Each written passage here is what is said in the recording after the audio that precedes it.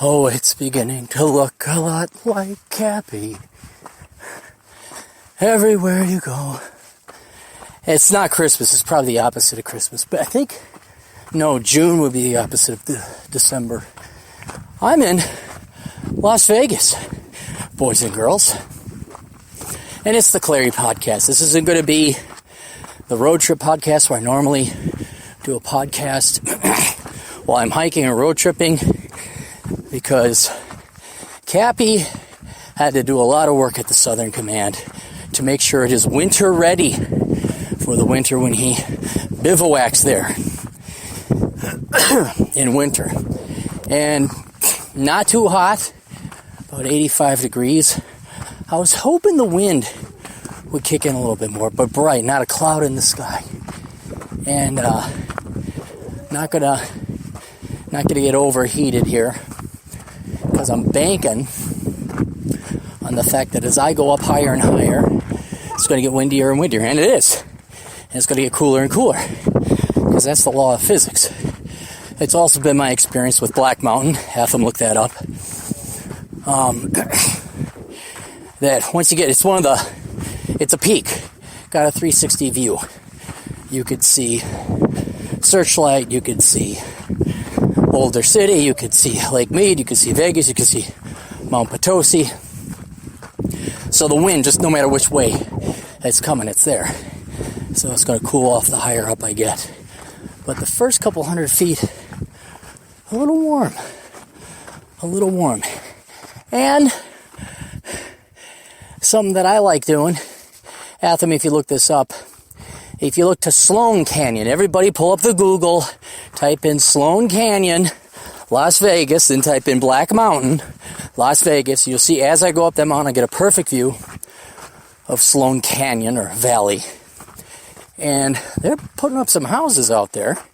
So it's all dirt, all kicked up, and a ton of dust devils are forming. You can see them way off in the distance. That's how hot it is. It's hot enough for dust devils to form. Did a motorcycle ride out to Pahrump. No, I did not go to the Bunny Ranch. No, I don't even know where the Bunny Ranches are, or at least I did, because this is probably my 7th or 8th time in Pahrump. And I was kind of keeping an eye out, but I was also keeping an eye out for dust devils too. A big one formed. Really intense, powerful, like a white column of dust just shot right up as it went over the road. And then went off into the brush and it disappeared. I was like, oh, dang. I wish I would have stuck around longer. But I did look them up on the internet, and Atham looked this up. I had no idea. They are way out in the middle of nowhere. They're almost to the California border. And just driving on the main drag, 60 or 160, I didn't even think there was anything out there. Because so you're in Pahrump, and there's mountains to the south, more or less. And on the other side of those mountains is the border between Nevada and California, a town called Shoshone, California, where they charge you $4 a gallon for gas. And that's the beginning of Death Valley. And I thought, there's nothing towards those mountains. Well, sure enough, there's a bunch of roads, and there's 2 bunny ranches out there. I was like, oh, interesting. No, I'm not going to go to the bunny ranch. Yes, you could go to the bunny ranch. I'm for bunny ranches. I'm for adults doing what they please as long as they hurt no one else. But that's why I couldn't find the bunny ranches ever. Because they are I guess they're in the township of Pahrump. But the township of Pahrump, even though there's only like maybe 4,000 people that live there, it's the size of Manhattan. It's huge. It goes all the way to the California border. And so now, old Cappy is getting the hike in. Old Cappy, oh, it's wonderful. It's just like having a ship. Ship shape, I know what the meaning of the word ship shape is because of my old house. And it was old, but it was in ship shape. I knew it. I got to know it. All of its eccentricities, what was likely to go. Had that thing all in ship shape. And now I got my buddy's Southern Command all in ship shape. And in exchange for that, free lodging for the next several years during winter. Although he'll always let me stay there because he needs me. You worked on houses, right? Yeah, I've owned two. I got a deal for you. Okay, let me guess. Free lodging for 2 months during the depths of winter when it's minus 10 in Minnesota and it's 75 for highs and perfect 42 degree sleeping weather for lows. Hell yes. I'll keep an eye on your place. Sure. And now it's a fully operational Death Star. And you need to witness the awesome firepower of it. I have everything I need at the Southern Command. Set of clothes, motorcycle, Southern Command car. I'm like fucking Batman. I got like a whole other Batcave. Get the Batcopter. Get the Batmobile. Launch number 2. So like, if I ever need to go somewhere in a pinch, I have a fully operational Southern Command Death Star. Now with internet. He actually sprung for internet. We got internet. So I don't have to go to the cigar lounge or the coffee store 5 times a day to upload my videos.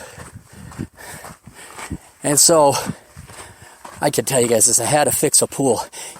There's a pool at the Southern Command, Cappy? Yep, there's a pool. And it's nice. It's nice. And I deserve nice. I sacrifice. I did everything. Did I lose the trail? No, there's the trail. I deserve this. I am entitled to it. And not just because my mother didn't abort me. And then I became a spoiled little millennial quanta, haha. You know, I've earned it by supporting myself and not asking for handouts. It's kind of a funny thing of entitlement, how the mathematical reality, I'd even say the laws of physics, where leftists in general think just because you're alive, you're sentient, some God in the sky, and no mock Christians, but some God in the sky, not only is going to guarantee them human rights, but will guarantee that they're taken care of. And the universe don't work like that. If you look at the animal kingdom, of which we were very much a part of no more than 10,000 years ago, you had to work. And this gets to the physics, the caloric expenditure it takes just to keep your body alive. I'm a $150. I got my Fitbit thing. And just to, like, if I don't do nothing, like I just lie around, do nothing, my body, through running all the systems, the cardiovascular system, breathing, my eyes, your eyes take up an inordinate amount of energy. Brain functions, adrenal system, musculoskeletal. That takes up 2,600 calories a day. Doing nothing. Nothing. And people knew about nothing because if they didn't catch the antelope and they didn't farm or the crop didn't come in, they didn't have the calories of energy to live. Or they tightened their belts in a literal sense. But now, thanks to, you quaint parasites starting with Marx, I'm such an intellectual. I'm going to live off of Engels' dad and tell the world why it owes me a living. With the Industrial Revolution, technology, you all, not all, but a high percentage of people just think, because I think, therefore I'm entitled, you know? And the flaw, the lack of logic I never get is you must have enough intelligence to realize that somebody has to make the food, right? Somebody has to sacrifice their labor to get the oil out of the ground, refine it, put it in a tractor on the farm, plant the seeds, plow, fertilize, etc. You know that, right? The food just don't show up. But man, you look at Ocasio-Cortez who's a college graduate, she don't know that. And all these people, like, literally, hey, if everybody did what you did, there'd be no food. But I guess maybe humans are that dumb. Oh, there's a dust devil. Look at that one. That's a big one. That's in the development. I guess because humans keep trying with socialism, they keep on trying. They think there's a way around it, or they maybe just don't think. Maybe they're not smart enough. Maybe we're going to keep trying this when we have the secret. Hard work, self-reliance, independence, freedom, which includes the right to do whatever the hell you want, as long as you don't hurt anybody else, and the responsibility that comes with the consequences of your choices made as a free man or woman. But I'm going to be sexist and include both in the universal gender of freemen. Oh no. Nope. I'm going to panhandle and protest. I'm going to beg and file for government grants. And I'm going to sit on my duff in academia for years on end. You know what? I'm going to grab this. I'm grabbing this. This is beautiful. That is cool. Someone painted the rocks. You guys notice the rock paintings? People are putting... I don't know who's doing, but some of these rocks are really cool. And I'm going to steal this one. Maybe that's what I'll do. As a punch back to all the idiots. We're in this together. Stay strong. I'm just going to steal their nice painted rocks. And then I'll have a rock collection. And people will say, when I'm about to die, look, he collected all... Remember when everyone lost their collective fucking minds? And to save 10,000 boomers, we tanked the economy into a crippling Great Depression. And, yeah, well, you saved those 10,000 boomers, yeah. I mean, ignore the fact that 60,000 people killed themselves by suicide or stress or heart attack. But we saved those boomers. And by God, they went on to live another 18 months. And then they'll say, remember those times? Great Uncle Cappy, he's got a bunch of rock. People were so bored they were painting rocks. Which I can't really fault because it's kind of neat. It's kind of cool. I've seen some really neat looking rocks. I think one is a game, like there was a stencil. It was purple background with gold paint. And there were diamonds, a diamond pattern. It was too precisely painted to be done by hand. So I think they had a stencil. And I should have grabbed one of those rocks. I should have, but now I'm grabbing the rocks. Anytime I see a painted rock, well, not anytime, I'm going to save the best ones. This one is red and it says Carpe Diem in white writing. Very well done. It's got magnets on the back. I don't know, maybe it was meant to be found. So I'm going to collect these rocks. And I'm only going to collect the best ones. And then, when I'm on my deathbed, because of coronavirus, never mind I'd have diabetes or cancer, they'll still call it coronavirus. My heart could explode. Coronavirus, yep. Wasn't his cholesterol, it was coronavirus.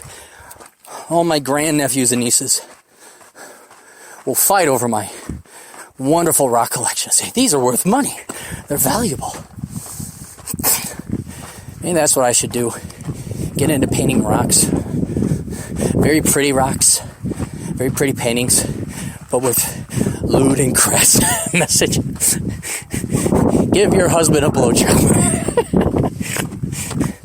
Very well crafted picture of a penis.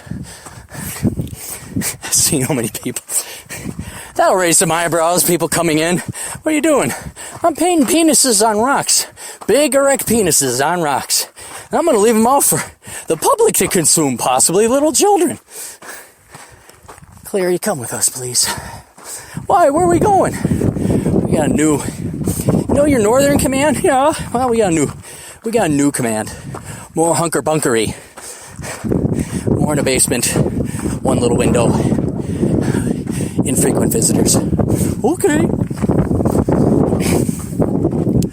Maybe if I'm going to do the rock thing, I should approach it in a Simpsons type of humor where little kids would not get it, but adults would.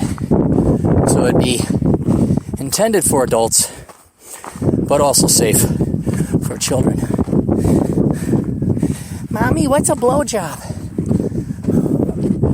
Whoo! Man. Even with the wind, this is miserable.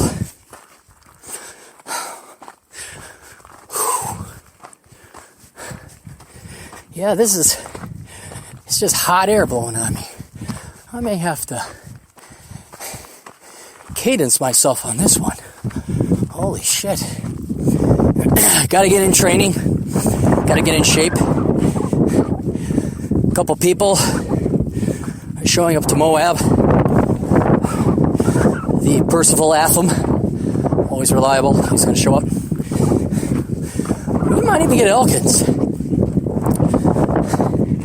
And Elkins, he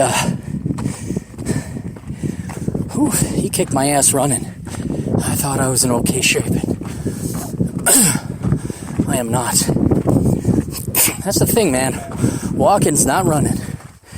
Lots of walking I did. Not enough running.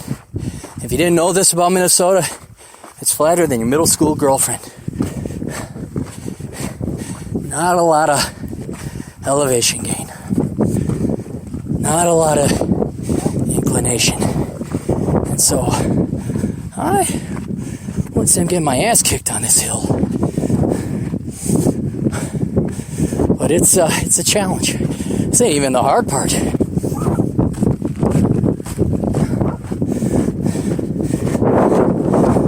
Whew.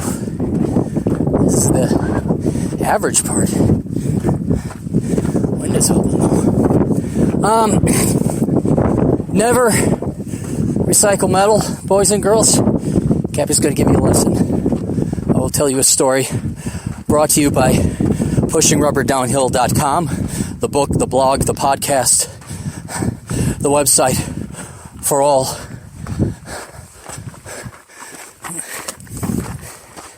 gay and homosexual bloggers and podcasters. Better Bachelor, Jack Napier, SafetyPhD.com, Dr. David Perodin, Silvio Canto Talk, 405media.com, Masculine Geeks, that's what I'm going to listen to when I'm done listening to myself. Them and DT at theblackbrigade.org. The day might come, those guys will be such professional podcasters, they will podcast while hiking to save extra time. They just learned about monetization. They burst their cherry on that.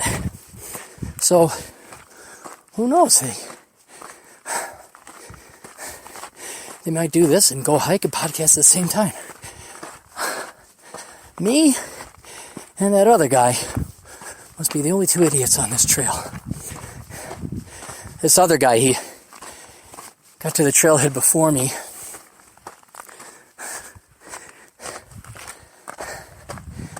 And, looking at him, he's a bigger fella, not fat, but built like a tank. I'm like, I'm gonna lap this guy. You know, these guys who can bench 300 pounds, fine, they got the weight, but they ain't got the cardio. I'm gonna run circles around this guy. Puts on his backpack, he starts running up the hill. I'm like, and maybe not. Maybe I'll salute the superior man as he comes down. But he didn't make it to the top. I'm not even halfway, and he already turned around.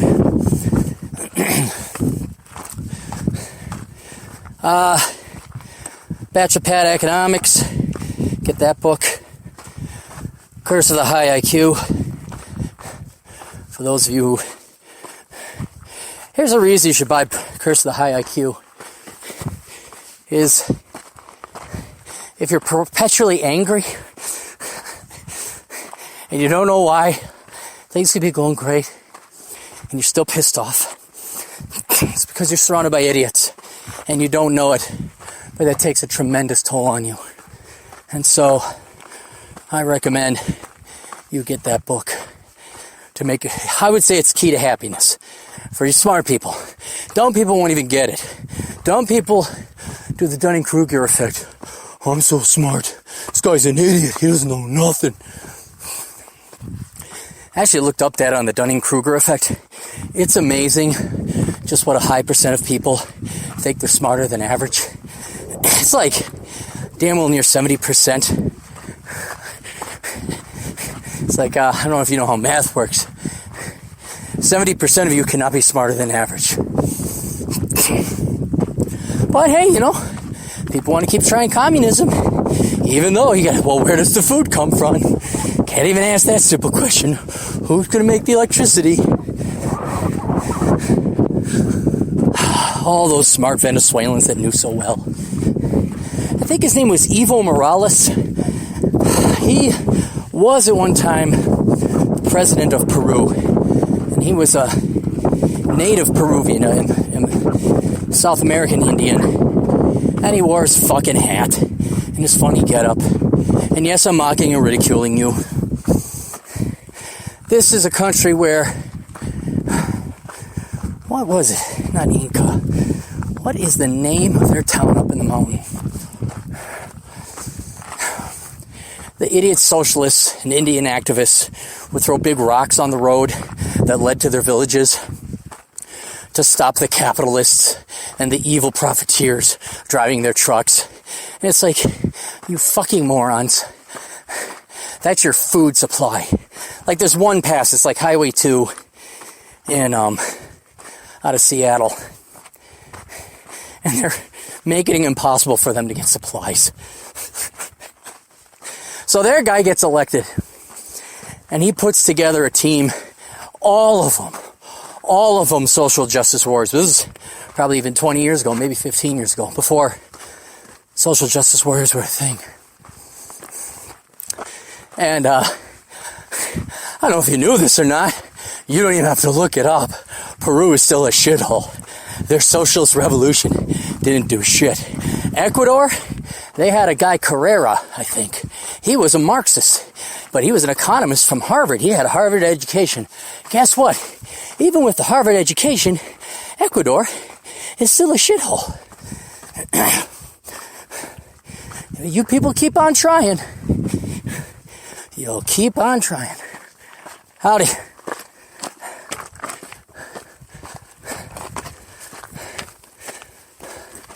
That makes 3 people on the mountain. She was not happy to see me. She was probably a communist.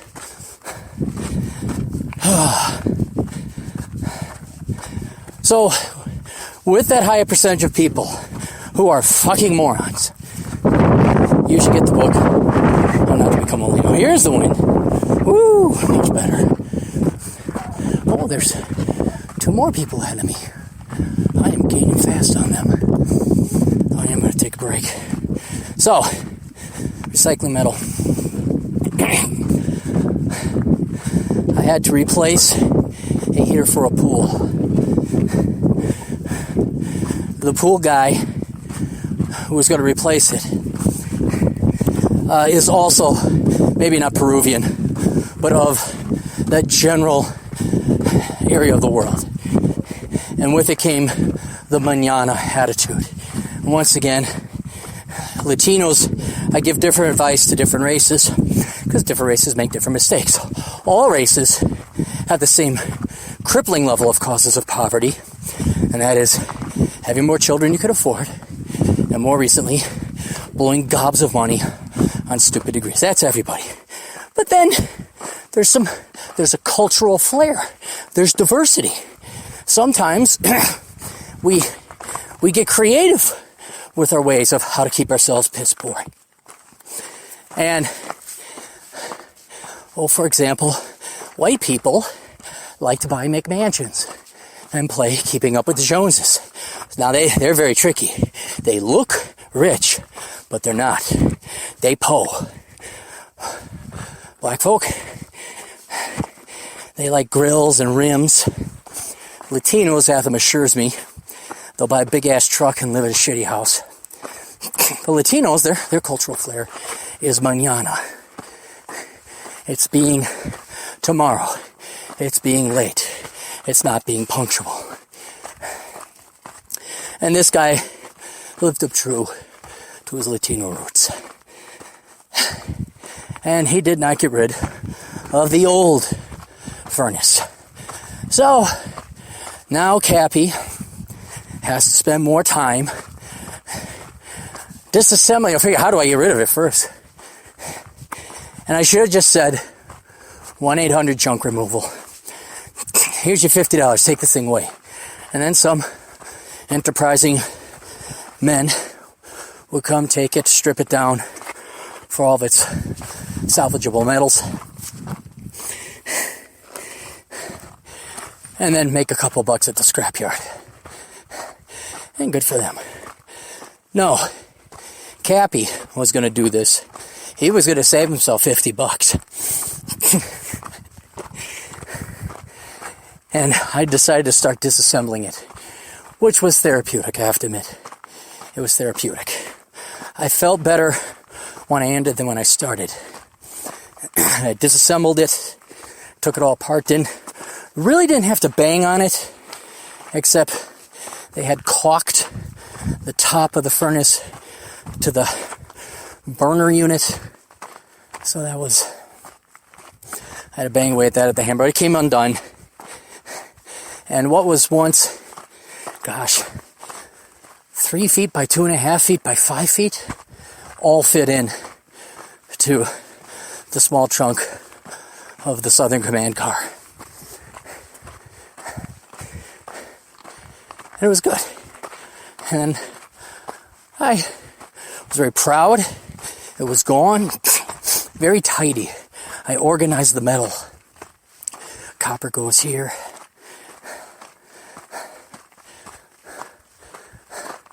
Steel goes there. It was all very organized.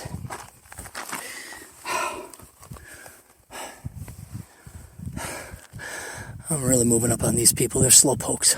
I'm going to sit and take a breather. I'm about halfway there now. I'm halfway there. The car is over there.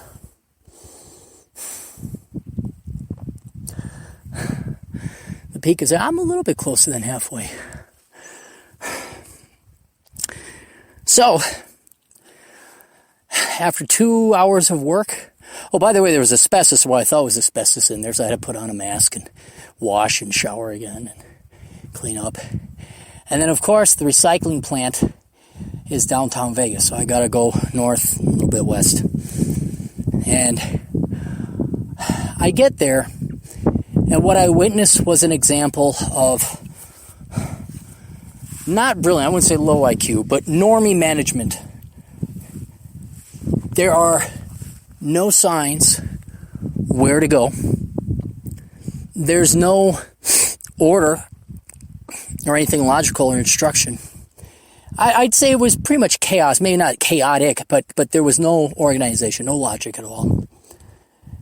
And so I look, I see a sign says, pull up next to the scale. So I see there's a scale that you drive your car on. I'm like, I'm not selling my car, but it was the only problem. I'm like, okay, I'll drive on the scale. So I get on the scale, park my car. And of course, a Latino lady comes, no, you can't park there. You can't park there. I'm like, well, where should I park? Because there ain't no fucking sign. I did not say that because I have learned not to get angry.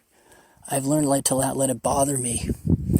And it became more of an entertainment and a game. Like, I'm gonna observe this economic phenomenon of how simple things like signs, we're talking, you just have to get some duct tape, some clear duct tape, some paper. You just have to laminate it so the occasional rain in Vegas doesn't wash it away. And all you have to do is say, park here, go here, and instruct, So I say, okay, where'd I go? Oh, you go around to the south side of the building by the warehouse. I'm like, okay, so I drive to the south side of the building. I don't see a warehouse. I see garages. I see a bunch of people with buckets, and I can't tell if they're taking scrap metal or donating it. And I was... you don't want to be scrapping for metal. If you are scrapping for metal, you have lost at life. Unless you're doing it for fun. That I can understand. But these people, they did not get out of poverty. They did not save their pennies and dimes, and they're scrapping their metal. So we go back. Me and this other guy who, yes, he was Asian, and yes, he looked like a doctor. He just had that doctor air about him. We were confused, like, what? Okay, it's not just me then. We go back to the same lady. Where's the warehouse? Oh, it's where all the garbage and the this and that is. Like, oh, okay. So we go there. Then we gotta wait. There's a guy. They're taking metal and putting them in different. So they're the sorters. I figure out. Okay. I say, look, I don't have a truck full of scrap. I'm not bringing in a jalopy. I got like maybe, 60 pounds of metal. Where do I do it? He's like, oh, well, you grab a cart over there and you sort it out and then you bring the cart back here. I'm like, oh, thank you. Now, I do not, this guy's name was Jose. Great guy. I actually kind of admired him and his sorting ability because he could identify whatever metal. I watched him. He had a magnet to tell if there was iron or steel. He had a pincher so he could pinch it and I think see if it was aluminum or brass. Like he had tools. He'd bend it. He could just hit it on the side, take a look at it. He knew like maybe the sound or something. So he had a skill. He was very professional. But then I'm thinking like, how many times does Jose have to explain to some newbie like me who doesn't make his living, on scrap metal and picking up cans on the sidewalk? How much does that detract from him? That's going to annoy the living piss out of this guy. So I say, okay. So I go, I move the car, I find a bucket or a vat, whatever, a big cart. I organize all my different metals. I already had them organized. I place them in, their own respective pile. I push it in there and he's like, oh no, I mean, you have to have a cart for each type of metal. I'm like, are you fucking joking me? I'm thinking like, I got to have at least 3.5 hours into this by the time I'm going to get back. Minus gas money. I'm like, is this even going to be making gas? Like, what am I going to get, $5? So now, to Jose's credit, he had another technique because this must happen before with people. He told me, put it in a cart, and bring the cart back to me. I'm like, okay, I did that. Oh no, you got to put them in separate carts. Well, Jose, if you're listening, which I don't know if you are, Atham, Juan, and Juan Navarro, get this guy up. He would identify this is all aluminum. Then he'd take it off the scale, and he'd look at the scale, and then he'd know how much aluminum it was. Then he'd throw it on the aluminum pile. Then he'd look at and he'd take out what he thought was all the steel, and he'd look at that, and he'd write down how much. So he just kept removing the type of metal, so he could reverse engineer the weight of each respective metal. I'm like, damn, this guy, he's got technique. He knows what he's doing. So just because it's blue collar, don't mean there isn't some craft involved. And I felt bad. I'm like, oh, I'm taking away from Jose's day here. I'm the noob. I'm the idiot who doesn't know how this works. So he says, okay, we got to take your picture. Now we need your fingerprints. I'm like, what in the honest God's name of fuck do you need my fingerprint for? And it turns out it's according to law because people will steal cars and sell them for scrap. And so you have to be identified to sell scrap. I'm like, all right, okay. I guess I got it. So then he gives me a receipt. He says, take this to the cashier. I said, okay, I'll go to the cashier. So I go to the cashier. She gives me some other guy's paperwork. I say, this isn't me. She gives me my paperwork. And then she gives me more paperwork. I look at it. She's okay. Now go to the ATM. I'm like, where? Behind the building. Why didn't Jose just give me the piece of paper that said, go to the ATM? Why is there this extra step? And so sure as shit, I get my money. The ATM worked brilliantly, by the way. And after 3.5 hours of work and $5 of gas, Cappy made $28.70. And so if Cappy had just an asshole consulting for 3 hours, heck, I got an email, $100 email came in, lengthy email, and it would take me a while to answer it, but writing a 30-minute email and sending it, and the consequential questions, 1/1000th the calorie of energy. Disassembling that heater, hauling it there, playing musical chairs.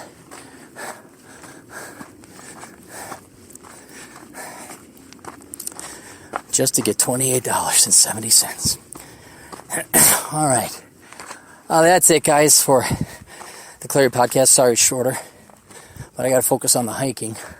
I'm not getting any wind, but I am getting closer to this, and I do need to take a break. I got to pace myself. I was banking on the wind that is not here. I think it's only going to be once I hit the spine out of the valley will I get some wind. Anyway, questions, go ahead and hit me up at assholeconsulting.com. We'll see you guys later. Toodles.